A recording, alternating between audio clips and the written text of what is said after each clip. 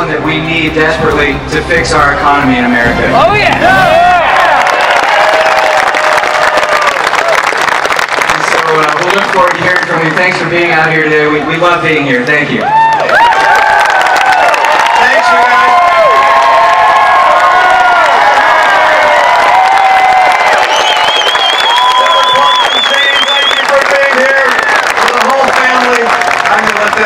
They don't want to have to have you one more time, but I'm going to say to you guys, I can't tell you how much I appreciate your being out here today on Father's Day to give me a welcome. It's a Father's Day I will never forget.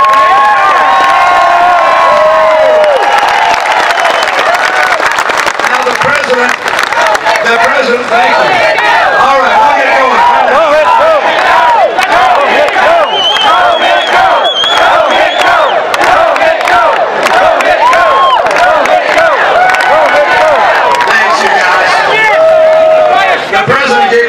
This week, by the way, did you hear it?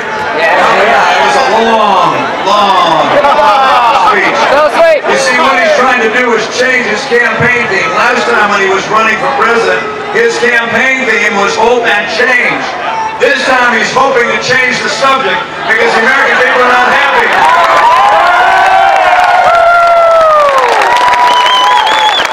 This president, when he was on the Today Show after he got elected last time, he got up there and said if he can't turn the economy around in 3 years, he'll be looking at a one-term proposition. We're here to collect.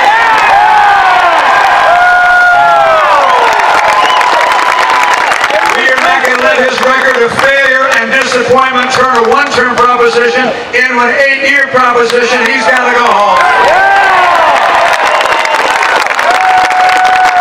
He's tried to convince us that he's made things better. But he hasn't made things better. He went out there and said the economy's doing just fine. The private sector's doing fine. You know what? 23 million people who are out of work or stopped looking for work, they had something to say about that. Yeah. People who've seen their incomes go down, they had something to say about that. Yeah. Businesses that haven't opened their doors, we have a lower rate of new business formation than any time in 30 years. This president has not succeeded. He's failed. He deserves to go home and give someone new a chance.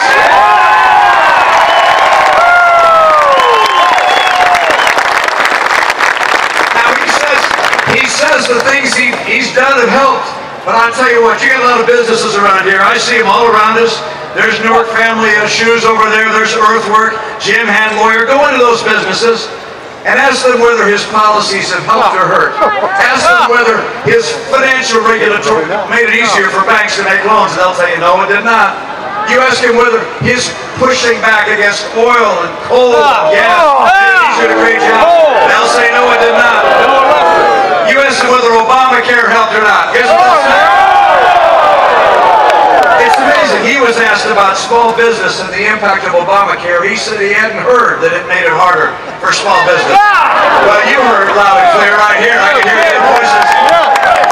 And the Chamber of Commerce did a survey. They went out and talked to 1,500 small businesses across America. They said, did Obamacare do anything? They said, yeah, 3/4 of them said that Obamacare made it less likely for them to hire people. We need someone who puts jobs number one, not Obamacare number one.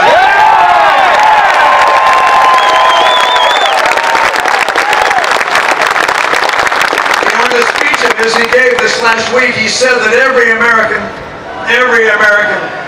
deserves a good shot. Every American deserves a fair shot. Yeah.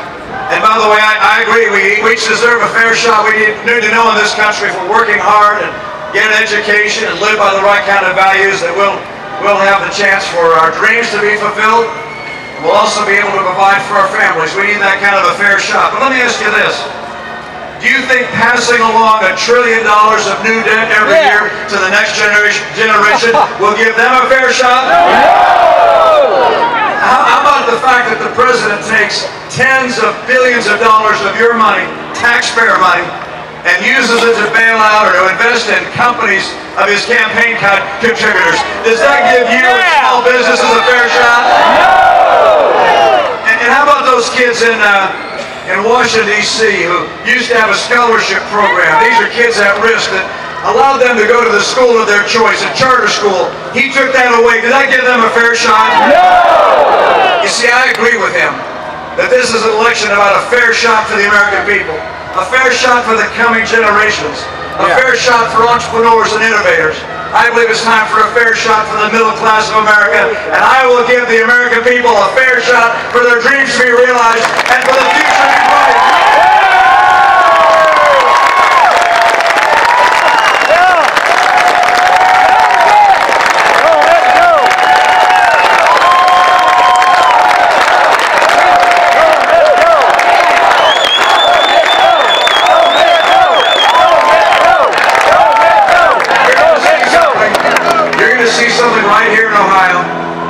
All over the country.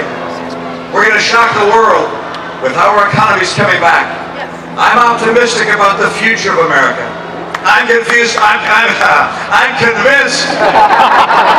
Confused too now and then, but I'm convinced that the American people are going to be surprised by just how great this economy is going to be. And that's because the people in this country are patriotic and hardworking, willing to sacrifice for the future. We love America. We love the principles upon which this country was founded. And if we take advantage of a different course than the one that's being set by this president, if we turn away from the path of Europe with big government, big taxes, and government health care, America's going to see a very different dream for the future. Let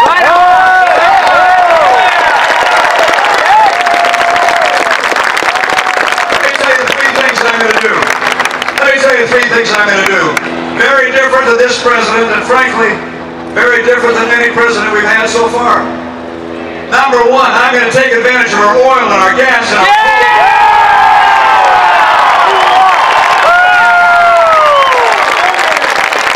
I'm going to get that pipeline in here from Canada even by the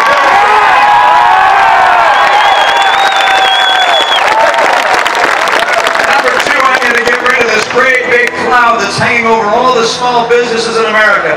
It's a cloud of uncertainty. I'll tell you what I'm going to get rid of. I'm going to get rid of Obamacare.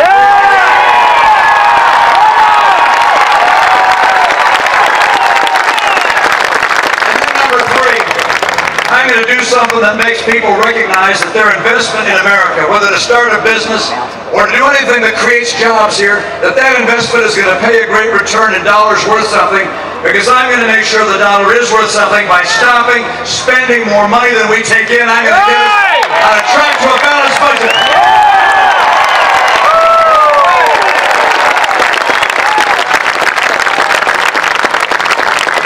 know, I had the privilege of being in San Diego to celebrate Veterans Day and to be there with some of the veterans of our foreign wars and a number of our servicemen and women who serve today. And one of the men that I introduced was a WW2 veteran. He had been on the USS Tennessee. He was a lookout on the USS Tennessee on the day of Pearl Harbor. And he happened to look up and he saw the eyes of the pilot that was coming in to drop bombs on their very ship. And so I had him stand up. He got injured in that attack. And 33 years he served in our U.S. Navy. All right. But you know, these guys who served in our Second World War troops, there are not as many of them as there used to be. And they can't hold their arms quite as high to hold the torch that they used to hold. It's a torch of freedom and hope and opportunity. And that torch is coming down just a little bit as they get a little older, but now it's our turn. We've got to seize that torch. We've got to hold it high for the world to see. It's our duty, it's our honor to hold that torch of opportunity and freedom and hope. And that's going to only happen if we're strong. And that starts with strong families. And it includes a strong economy. And it means a military second to none in the world.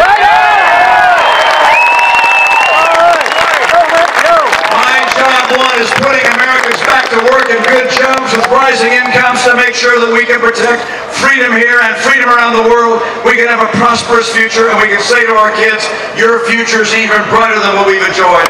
I love this country. I love you for your generosity today.